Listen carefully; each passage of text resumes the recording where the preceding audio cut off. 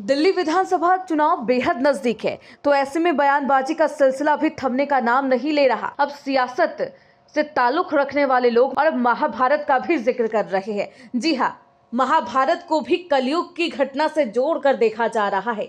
एक दूसरे पर निशानेबाजी की जा रही है। द्रौपदी के चीरहरण की घटना को इस तरीके से रिलेट करके इस कलयुग में सुनाया जा रहा है और इस सियासत में भुनाया जा रहा है, जिसे सुनकर आप भी हैरान हो जाएंगे। मानो वो चीरहरण नहीं बल्कि वहां का कोई बेहतरीन दृश्य हो। और क्या कुछ अब मायावती के भतीजे आकाश आनंद ने कह डाला। आज के इस रिपोर्ट में हम आपको मायावती के भतीजे आकाश आनंद का वो बयान भी सुनवाएंगे। उसके बाद 2022 में दोबारा वादा किया कि मैं 20 लाख से ज्यादा सरकारी नौकरी दूंगा, यानी टोटल में 28 लाख से ज्यादा रोजगार देने का वादा किया था।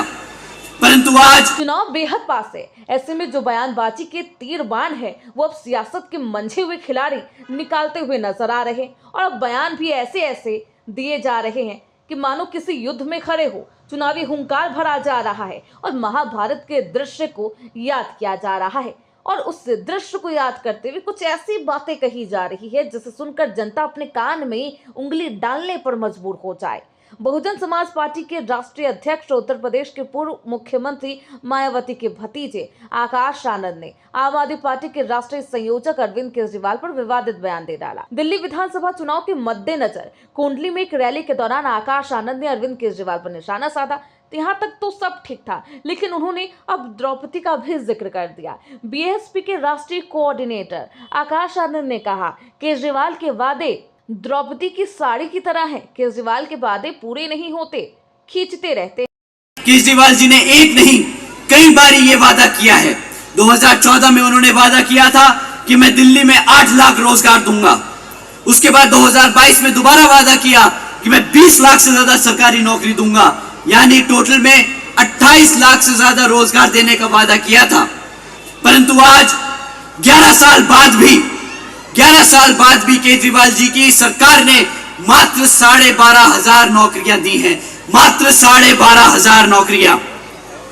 भाई साहब, इनसे अगर कोई पूछे ना कि आपके वादों के पिटारे को खोल के दिखाओ, तो ये तो इतनी लंबी लंबी हाँकते हैं जैसे द्रौपदी की साड़ी हो, ये फेंके जाए और हम लपेटते जाएं।